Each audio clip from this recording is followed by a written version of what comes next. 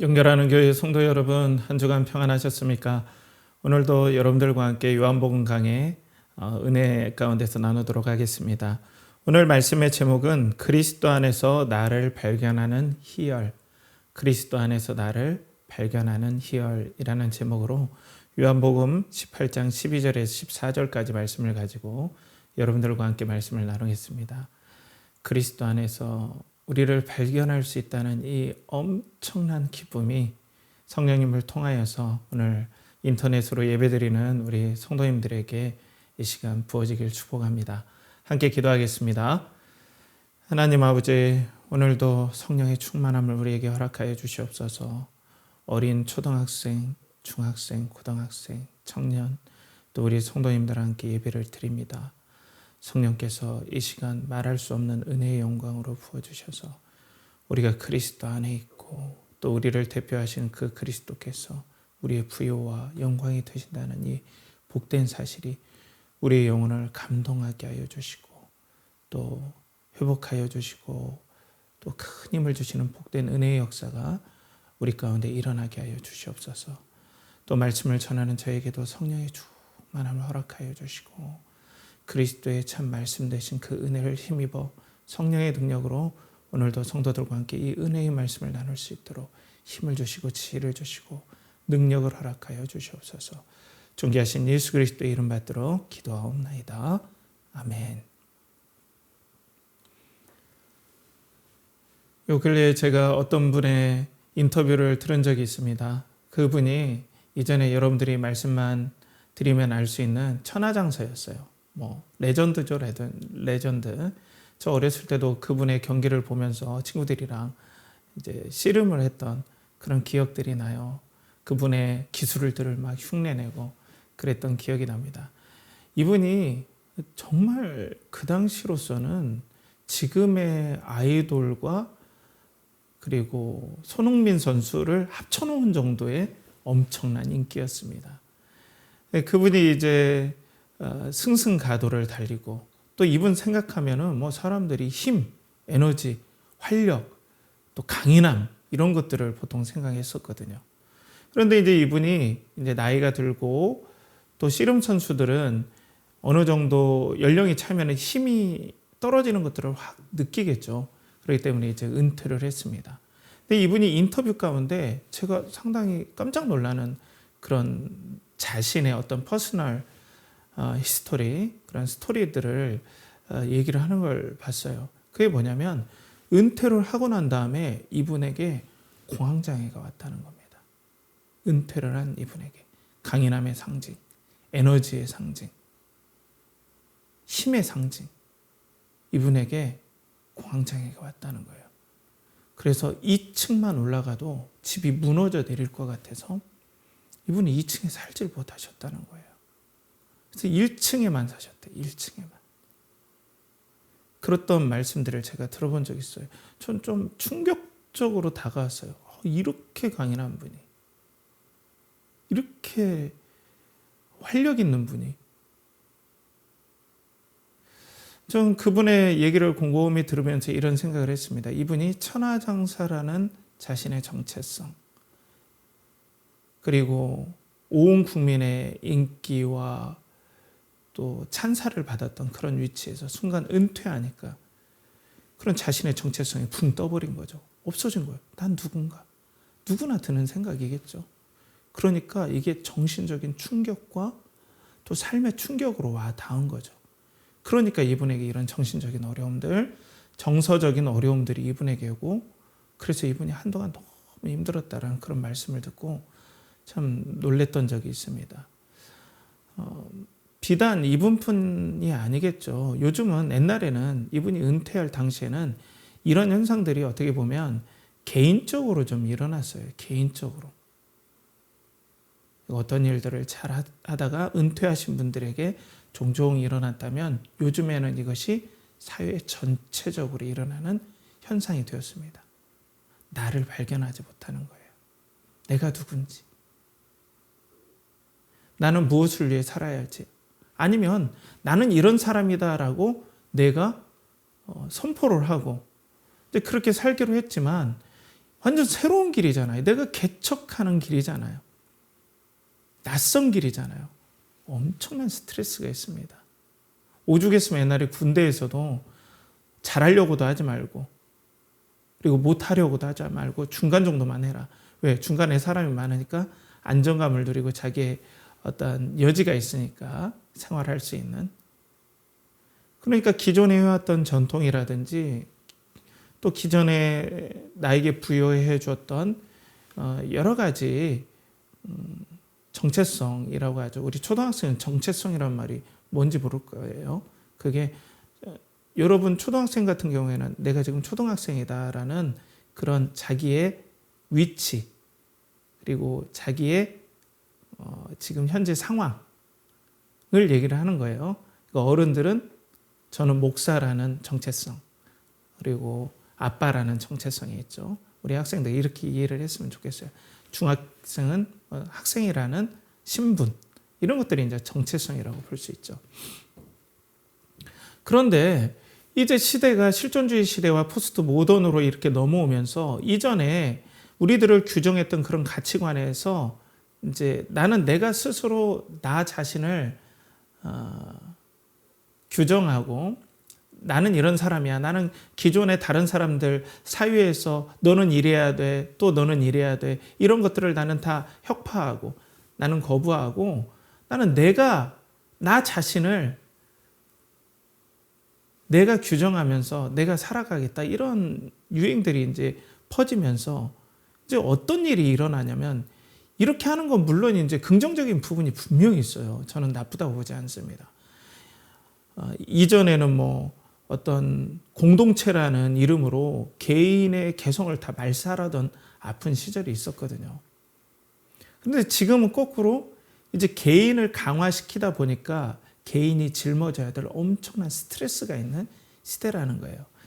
그래서 트렌드 2023의 김난도 교수님의 책을 제가 연초에 읽어봤는데 그분이 이제 금년 트렌드를 연초에 이렇게 규정을 했었던 글들이 재밌어서 한번 인용을 해보겠습니다.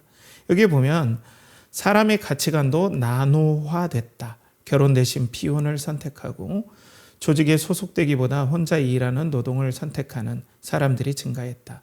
이 모든 변화의 결과로서 구성원 사이의 공통 분모는 계속해서 작아지며 사람들의 가치관은 점차 나 중심으로 변해갔다. 그러니까 나 중심으로 이제 변해가는 거죠. 그러니까 이런 사람들에게 짊어져야 될 하나의 어려움들이 뭐냐면 불안이에요. 내가 개척해야 되고 또 내가 나 스스로를 규정했기 때문에 내가 이것들을 잘 간직하기 위해서 나의 현재 위치, 내가 나라고 말했던 그런 것들을 내가 잘 간직하고 보호해야 되기 때문에 모든 것들이 두려운 거예요. 혼자 이걸 이뤄나가야 된다라는 거예요. 그렇기 때문에 이 사회에 불안이라는 것이 우리에게 점차적으로 오게 되었다라는 거죠.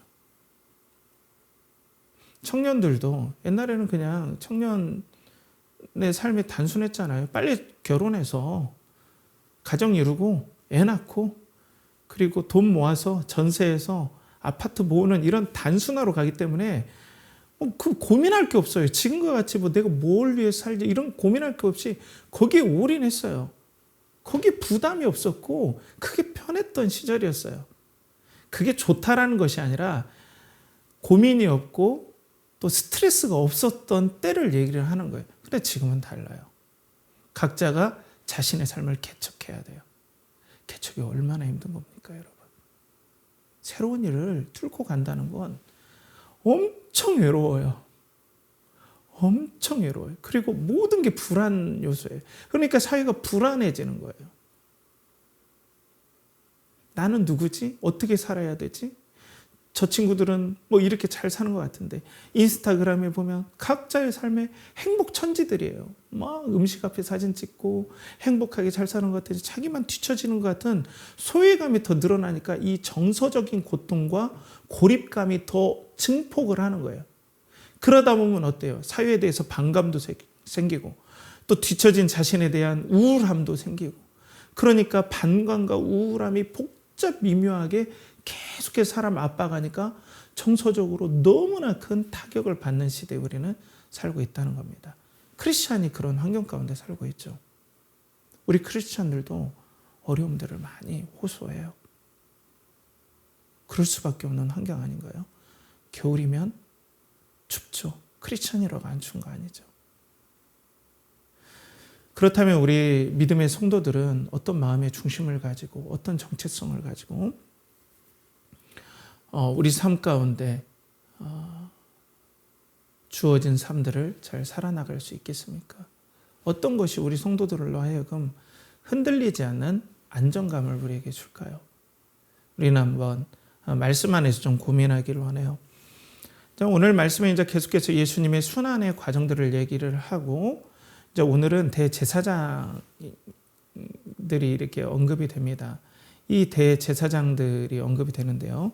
오늘 12절, 13절에 보면 이렇게 본문에 나와 있죠.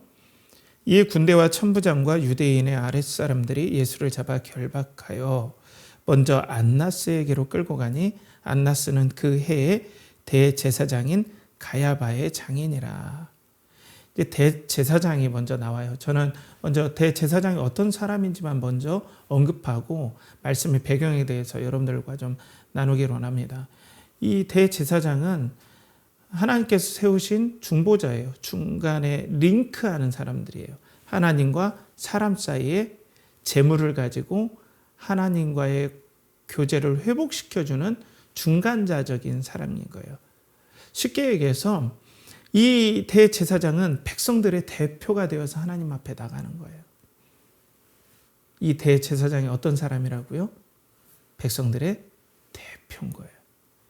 그래서 모든 백성들이 죄 가운데서 하나님 앞에 죽을 수밖에 없다라는 그 사실을 대표로서 자기가 죽을 수 없으니까 동물의 피를 가지고 하나님, 죄 가운데 있는 우리는 다 이렇게 동물처럼 죽어야 됩니다. 대제사장인 저뿐 아니라 모든 백성들이 이렇게 죽어야 됩니다.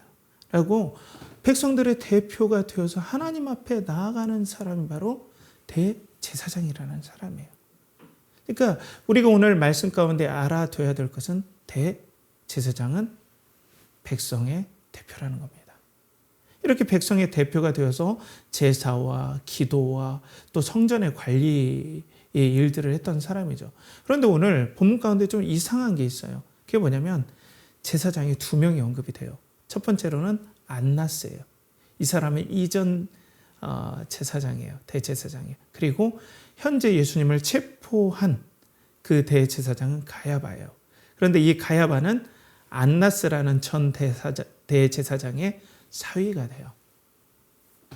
그리고 좀 이상한 건 뭐냐면 원래 이 대제사장은 아론 계열의 아론이라는, 그러니까 모세의 구약에 보면 모세의 형이 아론이잖아요. 아론을 하나님께서 대제사장으로 하나님께서 임명하셨고 이 아론 계열의 이 레위 계통의 사람들이, 레위 지파의 아론 계통의 후손들이 대제사장을 역임할 수 있도록 말씀에는 그렇게 규정했어요. 그리고 대제사장은 딱 한 명이고 이 사람이 죽으면 그 다음 대제사장이 이제 일어나는 거예요. 그러니까 대제사장은 한 명인데 오늘 말씀해 보면 이전 대제사장이 번듯이 살아있는데 현재 또 대제사장이 있다는 거예요. 여기는 좀 여러 가지 말씀 안에 있는 배경들을 좀 알아야 될 필요가 있습니다. 이 대제사장이 이제 BC 586년에 남유다가 망하고 성전이 완전 무너지고 70년간 포로로 가잖아요. 그리고 난 다음에 70년 이후에 다시 이스라엘 땅으로 다시 포로들이 돌아옵니다. BC 586년 이후에. 그리고 난 다음에 실질적으로 이스라엘은 왕이 없었어요. 그러니까 이 대제사장이 백성들의 대표로 해서 제사를 드릴 뿐 아니라 정치적인 지도자 왕의 역할까지 그때부터 같이 하기 시작했어요. 뭐 당연히 그럴 수 있죠. 그렇죠? 그런데 문제는 여기서 시작이 됩니다. 대제사장이 정치 세력이 되다 보니까 이제 대제사장이 되려고 서로 암투가 벌어져요. 그래서 대제사장을 음해하고 다른 대제사장이 되고 싶은 사람이. 그래서 암살하기도 하고, 그리고 음모와 협잡을 부리고, 이런 일들이 이제 막 대제사장 포로기 이후에 그런 일들이 일어났어요. 그리고 난 다음에 헬라, 지금의 알렉산더 대제가 이 유대 지방까지 다 점령한 다음에 이제는 어떤 일이 벌어지냐면, 그 뒤로 알렉산더 대제 뒤로 이제 셀류코스 왕조가 유대를 막 핍박했고, 그 핍박받은 유대가 독립운동을 해서 마카비 혁명, 시골에 있는 대제사장은 아니고 제사장들, 대제사장 밑에서 제사장을 도와주는 사람들, 요즘으로 하면 담임 목사와 부목사 이 느낌으로 보시면 돼요. 근데 이분들은 대제사장이 될 수 없어요. 그런데 이분들이 분기탱천에서 정말 나라를 사랑하는 마음으로 우리가 우상을 섬기게 하는 셀류쿠스를 몰아내고 우리가 혁명을 일으키자 해서 목숨을 건 혁명을 이 제사장, 시골에 있는 제사장 그룹들이 해서 혁명에 성공합니다. 이게 마카비 혁명이라는 거예요. 그러니까 예수님 오시기 전 중간사를 지금 말씀을 드리는 거예요. 그리고 난 다음에 이들이 정권을 잡고 하스모니아 왕조라는 왕권을 만들어요. 근데 문제는 뭐냐? 이들이 대제사장이 될 수 없는데, 아론 계열만 될 수 있는데 이들이 대제사장을 자기네들이 하겠다고 그때부터 이제 대제사장직을 또 찬탈한 거예요. 이게 완전 대제사장직이 무너져 버린 겁니다. 어떻게 보면. 그리고 왕도 된 거예요. 그러니까 대제사장도 되고 왕도 돼요. 그리고 이 하스모니안 왕조가 멸망하고 여러분들이 잘 아는 로마가 특세하고 그 로마의 비를 붙어서 헤롯 왕가가 이 유대를 다스립니다. 이때 어떻게 됐겠어요? 대제사장의 직분이. 로마 총독이 입맛에 맞는 사람을 대제사장으로 세워요.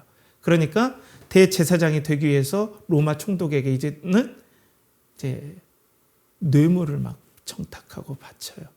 뇌물 많이 준 사람을 로마 총독이 너 대제사장 네가 해, 그러는 거예요. 그것을 안나스가 딱 얻었어요. 그래가지고 안나스가 다른 총독이 오니까 바뀌잖아요. 그런데 안나스가 계속해서 가야바의 오늘 말씀에 나온 가야바의 장인 안나스가 계속해서 영향력을 발휘해서 내 사이를 대제사장에 있게 해주십시오라고 계속해서 청탁을 해서 오늘 가야바가 대제사장이지만 마쿠에서는 안나스란 사람이 좌지우지하고 있는 이런 상황이라는 거예요. 그러니까 대제사장이 백성의 대표인데 뭔가 이상한 백성의 대표가 되는 그때가 예수님의 당시라는 거예요. 타락한 대제사장, 거짓 백성의 대표. 이것들을 이제 말씀에서 보여준다는 거죠. 그런데 오늘 14절에 보면 이렇게 말씀에 나오죠. 가야바는 유대인들에게 한 사람이 백성을 위하여 죽는 것이 유익하다고 권고하던 자라라. 가야바, 거짓 대제사장이라고 볼 수 있죠. 어용 대제사장. 로마의 앞잡이. 우리로 말하면 친일파와 같은 그런 사람인 거예요. 백성의 대표가 될 자격이 없는데 오늘 이 사람이 뭐라고 하냐면 한 사람이 백성을 위하여 라고 합니다. 한 사람이 백성을 대표해서 대신 죽어야 로마와 우리 사이에 분쟁이 없고 또 반란이 일어나지 않아서 우리가 그래도 이 정권을 누리면서 평안히 살 수 있지 않냐라는 이런 얘기를 해요. 그러니까 이 말씀을 통해서 오늘 본문은 뭘 보여주기를 원하냐면 진짜 백성의 대표 대제사장이 누구냐? 가야바냐 안나스냐 아니면 참 대제사장으로 오신 그리스도냐, 딱 대조해서 보여주는 거예요. 진짜 우리의 대표, 진짜 우리 백성의 대표는 그리스도이신 참 대제사장이신 예수 그리스도가 우리를 대신해서 우리의 죄를 대신해서 오늘 십자가에 우리 백성의 대표로서 죽으신다. 이분이 진짜 우리의 대표시고 대제사장이다라는 걸 극명하게 말씀해서 오늘 보여주길 원하면서 거짓 대제사장들을 보여주는 겁니다. 오늘 말씀에 이런 의도가 있다라는 거예요. 사랑하는 성도 여러분, 우리의 진정한 대표는 예수 그리스도십니다. 이분을 누가 세웠습니까? 우리 하나님 아버지께서 예수 그리스도 제2위격 성자를 이 땅에 진짜 하나님이신데 진짜 사람으로, 대제사장으로, 참 선지자로, 왕으로서, 그리스도로, 기름 부음 받은 자 그리스도로서 이 세 가지 직분, 대제사장, 선지자, 왕으로서 이 땅에 보내주셨다는 거예요. 특별히 오늘 본문에 예수님은 우리 백성들의 대표로서 우리를 대신해서 죽으신다라는 걸 말씀에서 보여주면서 진정한 우리의 대표는 예수 그리스도라는 걸 오늘 보여준다는 겁니다. 여기에 여러분 놀라운 비밀들이 있습니다. 우리 성도들이 갖는 영광과, 제가 오늘 말씀에 성도의 희열이라고 했는데 그리스도 안에서 발견한 성도의 말할 수 없는 기쁨과 희열이 우리의 대표 되신 예수 그리스도 안에 있어요. 사랑하는 성도 여러분, 우린 다 죽게 되었습니다. 우린 죄로 말미암아 다 죽게 되었어요. 그런데 우리의 대표의 자격을 가지고 계신 우리 주 예수 그리스도께서 오늘 고난을 받으시는 그 일은 우리 대신 대표로서 죄인이 되어주셔서, 죄인이 아닌데도 우리의 대표가 되셔서 우리를 대신해서 십자가에서 저주받고 그리고 모든 심판받고 죽음의 형벌을 대신 받아주시는 대표라는 겁니다. 그렇기 때문에 우리가 그리스도 안에 있을 때 죄로 인해서 정죄받지 않고, 죄로 인해서 저주받지 않고, 형벌받지 않고, 죽음에 처하지 않는 이유가 존귀하신 우리의 대표 되신 그리스도 예수 그리스도께서 대제사장으로서 우리를 대신 죽어주셨다는 거예요. 예수 그리스도께서 죽으신 다음에 어떻게 하셨습니까? 3일 만에 다시 부활하셨습니다. 이건 뭐예요? 예수 그리스도께서 우리의 대표가 되셔서 그리스도 안에 있는 모든 사람들은 그리스도와 함께 부활하여서 영원히 하나님과 함께 있을 의를 얻게 되었다라는 놀라운 선포예요. 하나님께 사랑받고 영원히 동행할 수 있는 의와 생명과 은혜를 우리의 대표이신 그리스도를 살려주심으로써 그리스도 안에 있는 모든 하나님의 백성도 이처럼 하나님께서 사랑하신다. 생명을 주실 것이다. 다시 부활시키실 것이다. 이거예요. 그러니까 우리는 죽음을 두려워하지 않을 수 있어요. 그리스도와 함께 부활할 수 있다는 걸, 그리스도의 부활을 보면서 우리도 같은 소망을 갖는 거예요, 여러분. 그리고 그리스도께서 부활하신 다음에 어떻게 하셨습니까, 여러분? 우리 초등학생 여러분, 중학생, 고등학생 여러분, 그리스도께서 부활하신 다음에 나중에 어떻게 하셨죠? 하늘로 승천하셨어요. 예수 그리스도께서 부활하신 후에 하나님께서 하늘로 승천하셔서 만물 위에 뛰어난 이름을 주시고 만물의 머리, 만물의 만왕의 왕으로 높여주셨어요. 그리고 하나님의 나라를 그리스도에게 상속하셨습니다. 장차 이 말은 하나님의 나라를 그리스도에 상속했는데 그분이 누구의 대표라겠습니까? 우리 하나님 나라 백성의 대표입니다. 여러분, 우리는 우리의 대표이신 그리스도가 하나님 나라를 상속받을 때 우리도 그분과 함께 그 영화롭고 그 엄청난 부요와 영광의 하나님의 나라를 우리가 함께 상속받았다는 거예요. 그러니까 예수 그리스도를 믿는다는 게, 예수 그리스도가 대제사장이 되심을 믿는다는 것이, 그분이 우리의 대표라는 것이 이렇게 엄청난 부요와 엄청난 은혜가 있는 거예요. 하나님은 그리스도를 사랑하시는 것을 통하여서, 하나님께서 그리스도를 정말 존귀하게 여기는 걸 통하여서 누가 존귀하게 여김받는다는 거 우리는 알 수 있습니까? 백성의 대표를 존귀하게 여겨주실 때 우리가 그렇게 하나님께 존귀하게 여김을 받고, 우리가 기도할 때 그리스도께서 오시듯 하나님께서는 소중히 여겨주시고, 우리에게 하나님 나라를 상속하는 그 모든 것이 그리스도에게 하나님 나라를 상속하시는 것을 볼 때 우리가 그것들을 보면서, 아, 우리의 신분이 그리스도를 통해서 이렇게 존귀한 신분이구나. 우리의 대제사장, 우리의 대표 되신 예수 그리스도를 통해서 우리의 정체성을 보게 되는 거예요. 우리는 하나님 앞에 존귀함을 받는 자예요. 우리 자신 때문에 그런 게 절대 아닙니다. 나를 앞세우면 그래서 안 되는 거예요. 누구를 우리가 바라봐야 합니까? 백성의 대표 되시고 대제사장 되신 예수 그리스도를 바라볼 때, 야, 우리가 하나님 나라를 상속받는구나. 그리스도 안에 있는 하나님의 기쁨과 하나님의 축복과 은혜가 그리스도 때문에 나에게도 임하는구나. 그리스도 때문에 내가 죄에서 해방되었구나. 그리스도 때문에 이 땅에서 내가 살아가는 가치와 내가 살아가는 이유가 있구나. 그렇기 때문에 우리는 누구를 통해서 우리의 정체성을 발견해야 됩니까? 그리스도 안에서 대제사장 대신, 백성의 대표 대신 그리스도 안에서 우리의 정체성을 발견해야 돼요.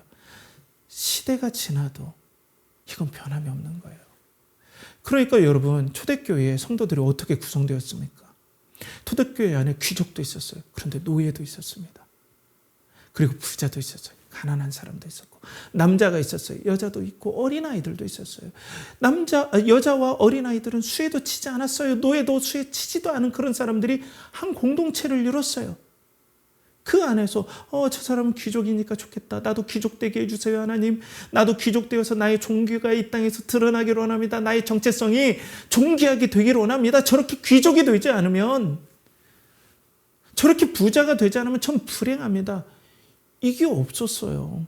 물론 뭐 이상한 사람도 개중에 있었지만 대표적으로 성도들 사이에 이런 갈등, 나 부자가 되게 해주세요, 이게 아니라 성도들은 다 누굴 향해서 봤습니까? 건강한 교회들은 그리스도를 보면서, 야, 부자도 이 땅에, 부자도 귀족도 이 땅에 내가 귀족이지만 그리스도의 저 영광에 비해서는 이건 진짜 헌신짝만토보다구나. 그리스도의 존귀가 나의 정체성이구나. 그러니 더 겸손하게 성도들을 나의 재산을 가지고 섬기하자 하면서 엄청나게 섬겼습니다. 부자 크리스천들이. 그리고 가난하고 또 노예인 성도들은 어때요? 저 부자처럼 나는 안 됐지, 내 인생은 불황해, 이게 아니라 백성의 대표 되신 그리스도, 왕이신 그리스도, 부요하신 그리스도, 존귀하신 그리스도, 하나님 나라를 상속받을 그 그리스도를 보면서 귀족과 부자가 부럽지 않은 거예요. 그리스도를 바라보면 조금만 있으면 하나님 나라를 상속받는구나. 내가 저렇게 그리스도처럼 존귀하구나. 그렇기 때문에 부자와 귀족 형제들을 부러워하는 것이 아니라 저들도 나의 형제라는 사실에 기뻐했어요. 이 정체성 때문에. 이게 시대를 변화도 변하지 않는 우리의 정체성입니다. 그러니까 이 땅에 살면서 우리는 어때요? 나누어진 사회. 김난도 교수님이 얘기했던 것처럼 각자의 가치관이 개성이 도드라지는 사회예요.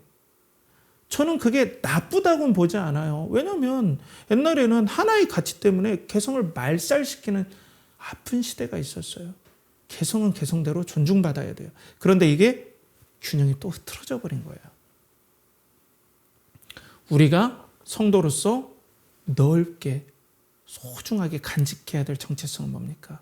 하나님의 그리스도, 우리의 백성의 대표 되신 그 대제사장 되신 예수 그리스도 안에서 우리의 정체성을 발견하고 우리의 은사의 재능에 따라서 이 땅을 살아가면 돼요.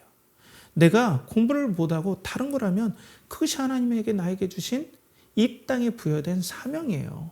그런데 이 사명 자체가 나의 가치를 좌지우지하지 않고 뭐가 좌지우지해요? 바로 그리스도께서 나의 정체성이 되시는 거예요. 나의 가치가 되는 거예요. 그러니까 성도가 이 영화로우신 그리스도를 높이면 높일수록 내가 그리스도 안에서 얼마나 존귀하고 부유한지. 우리 학생들이 공부를 못하는 게 여러분들의 가치입니까? 아니에요. 그리스도 안에서 여러분이 존귀하다는 거.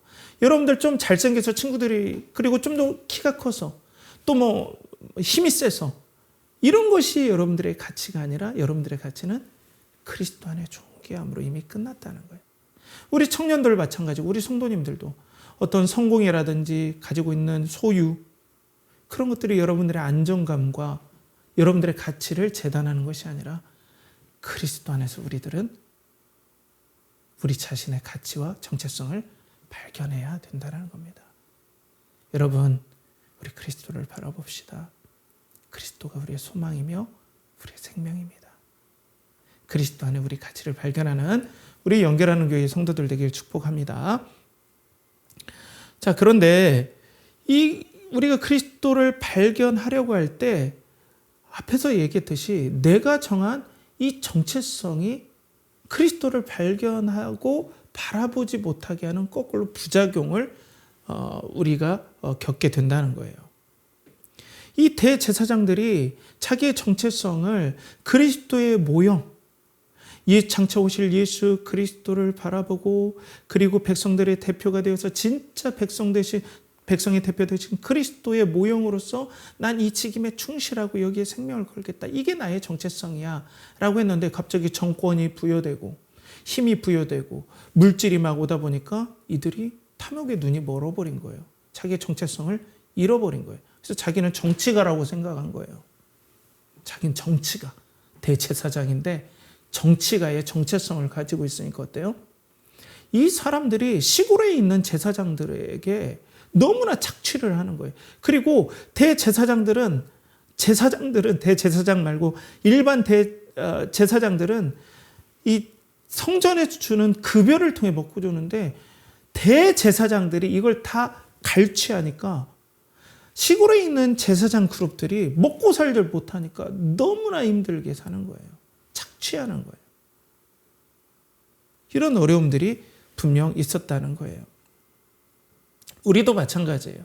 우리가 그리스도 안에서 정체성을 발견하지 못하고 내가 정한 비전이나 성공의 기준이 나의 가치 기준이 되면 이게 돼야 나는 이 땅에서 성공한 사람, 이것이 돼야 나는 가치로운 사람이라는 그런 가치 기준. 내가 그냥 은사가 있고 재능이 있어서 뭘 한다. 나의 가치는 그리스도지만 나의 은사와 재능이 이것이 있어서 난 이걸 통해서 하나님께 영광 돌린다. 이런 것이 아니라 난 이것들을 이루어야만 나는 가치로운 사람이야라는 기준이 되면 다 경쟁자가 돼요, 여러분. 다 내가 밟아줘야 될 사람인 거예요. 그러니까 불안해요. 저 사람이 잘하면 내가 더 불안해요. 내가 하찮아져요. 우울해져요. 그러니까 더 안정감 있는 것들을 막 찾아요. 내가 신앙은 가지고 있지만 그리스도가 나의 정체성이 안 되고 성공, 어떤 비전이 나의 정체성이 되어버리면 불안해요. 그러니까 그리스도로 만족을 못하는 거예요. 그리스도는 어떻게 보면 그냥 기본 디폴트 옵션인 거예요. 기본 옵션으로만 생각하지 거기서 희열을 느끼질 못해요. 제가 군생활을 할 때 우리 소대원들 중에 불안해하는 애들은 앞으로 뭘 해야 될지 모르는 애들인데요. 정말 죄송해요. 제 소대원 중에 부산 조폭이 2명이나 있었어요. 그 친구들이. 근데 이 조폭들은 걱정이 없어요. 나가면 자기는 조폭 또 하면 된다는 거예요. 우리가 정체성을 가지고 있지 않으면, 그리고 그 소중히 여기지 않으면은 우리는 세상에 거칠게 사는 사람들보다 못한 삶을 살 수도 있다는 거예요. 더 불안해한다는 거예요.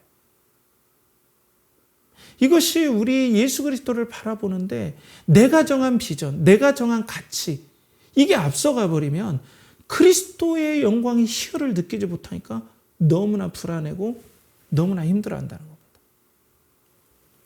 그리고 하나님보다 더 안전을 다른 것에서 우리가 추구할 때 그리스도의 안에 있는 그 놀라운 은혜들을 우리가 보질 못해요. 하나님보다 더 안전한 것. 돈이나 그리고 명예나 성공을 하나님보다 나의 안전으로 생각한다면 그때부터는 그리스도가 보이지 않고 다른 것이 우리의 하나님이 되어서 우리가 그리스도 안에 있는 그 놀라운 백성의 대표로서 우리에게 주신 그리스도와 함께 받는 영광을 우리가 눈에 차지도 않고 들어오지도 않아요. 오늘 본문 14절이 어떻게 됩니까? 가야바는 유대인들에게 한 사람이 백성을 위하여 죽는 것이 유익하다고 권고하던 자라라. 가야바는요, 왜 이런 얘기를 한지 아십니까? 이 당시의 대제사장 그룹은 친로마파예요. 여러분, 대제사장들이 황제를 위해서 번제를 드렸어요. 이게 말이 되는 겁니까? 로마가 만약 메시아와 왕이 나타났다면 분명 그들이 생각하기에 이 메시아를 중심으로 반란이 일어날 거니까 미리 이 싹을 제거해야 된다. 예수 그리스도가 그럴 수 있는 여지가 있기 때문에 빨리 제거해야 된다라고 요한복음 앞에 보는 요한복음에도 앞절에도 나와요. 그러니까 이 예수 그리스도는 진정한 대제사장이고 우리의 영광이 되지만 이 거짓 대제사장들은 자기가 백성을 대표해서 제사를 드리고 장차 오실 메시아, 우리의 죄를 다 해결하실 그 메시아를 기리면서 제사를 드리는 사람임에도 불구하고 이들은 어때요? 자기의 정체성과 안전을 어디에다 뒀냐면 로마에게 뒀어요. 로마에게 잘 보이고, 로마가 우리의 뒷배가 되어주고, 그러니까 로마가 흥분하고 로마를 자극하는 일들을 이들은 빨리빨리 제거하기를 원해서 그 대상으로 지목된 사람이 오늘 우리 주 예수 그리스도라는 거예요. 그러니까 이들은 자기의 안전을 위해서 진정한 참 대제사장이신 예수 그리스도를 제거하기로 결의한 사람들이에요. 우리가 이런 실수를 할 수 있습니다. 우리의 삶의 안전이, 우리의 삶의 하나님의 위치, 내가 가진 돈이, 명성이, 또 직위가 나의 삶의 정체성이 되고 안전이 되면은 우리는 정말로 우리가 붙잡아야 될 예수 그리스도를 한쪽으로 치워놓고 그것만 원하는 사람이 될 수 있어요. 우린 그러면 그리스도를 보지 못해요. 대제사장들은 그리스도를 보지 못했어요. 그리스도를 죽이려 했어요. 하찮은 존재, 쓸모없는 존재로. 우리가 그 정도까지는 아니어도 우리가 예수 그리스도 안에서 우리가 안전하고 예수 그리스도 안에서 존귀함을 우리가 보지 못하면요, 그리스도는 하찮은 존재처럼 느껴진다니까요. 우리의 삶에 안전을 담보할 수 없다라고 생각해요. 돈이 있어야 내가 안전하지, 명예가 있어야 안전하지, 그리스도로 전혀 안정감이 느껴지지 않아요. 그런데 성도는 어때요? 성령께서 그리스도 안에 있는 우리의 모습을 보고 이 땅을 창조하셨고 다스리는 그 그리스도의 영광을 성도들이 그리스도 안에서 성령님을 통해서 볼 때 우리는 말할 수 없는 안정감을 드려요. 그분이 다스린다. 고난도 그분이 다스린다. 나에게 오는 상처 주는 사람도 그분이 다스린다. 말할 수 없는 안정감을 누리게 됩니다. 우리 용기를 냅시다, 성도 여러분. 그리고 이 대제사장들은 성전이 누구를 예표합니까?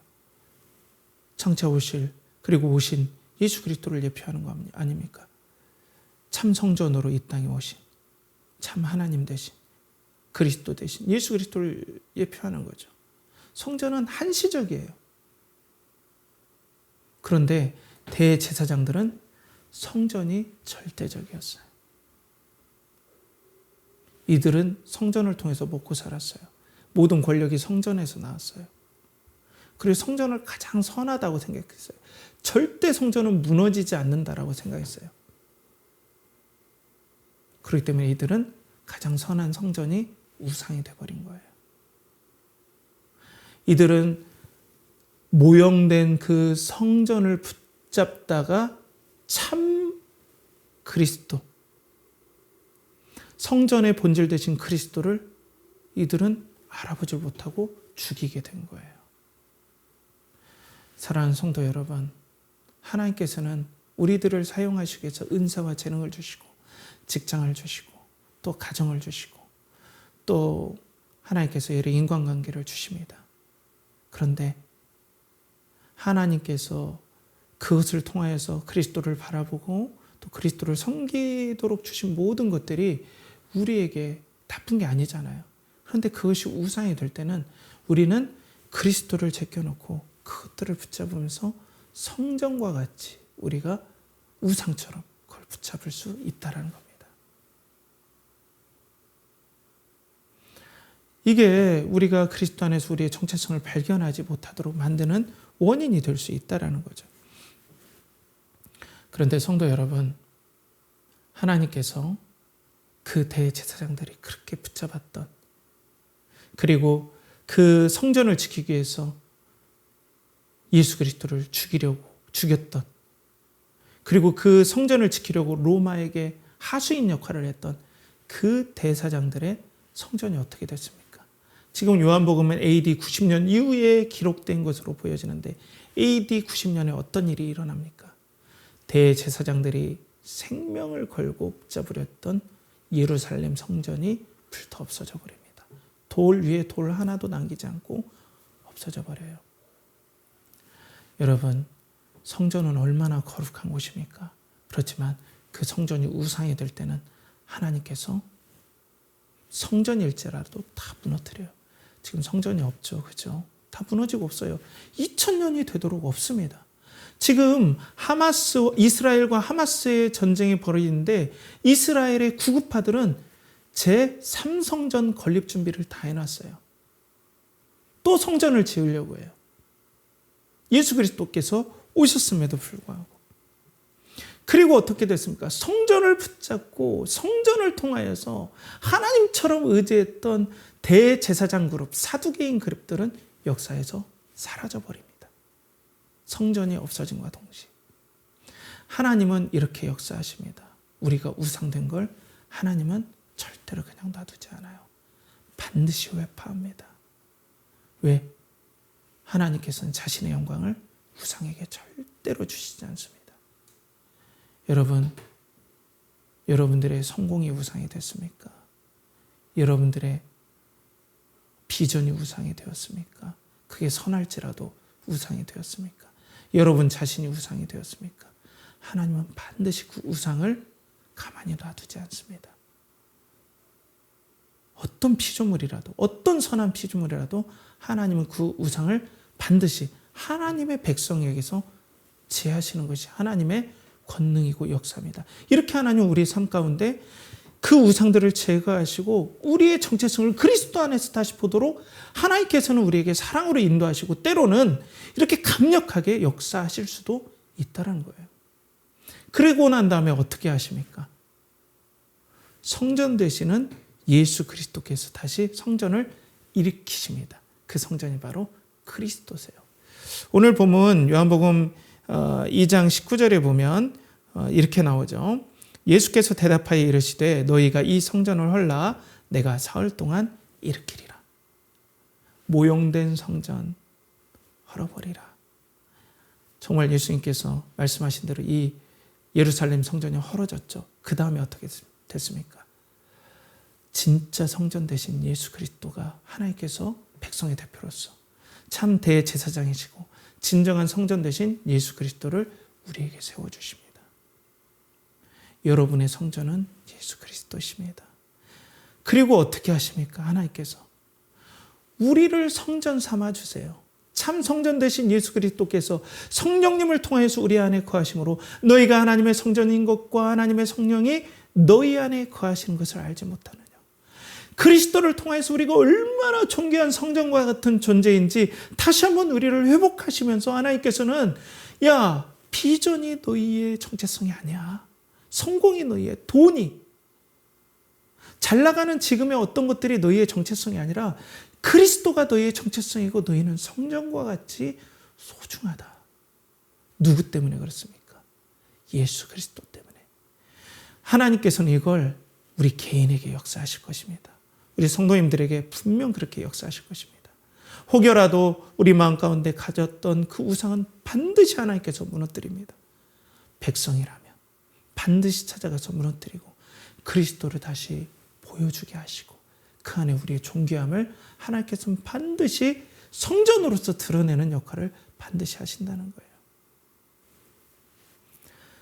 제가 사역이라는 것이 얼마나 소중합니까? 교회 개척이 얼마나 소중해요. 그런데 저는 그 선한 것을 위해서 온 인생을 걸었어요.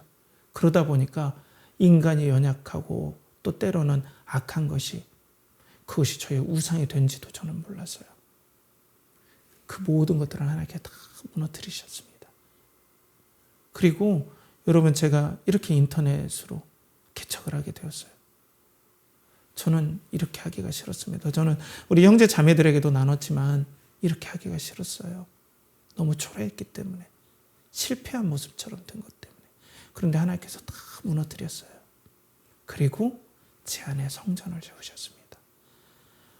그리스도 안에 그 영광을 저에게 다시 보여주셨어요. 전 거기서 희열을 느꼈어요.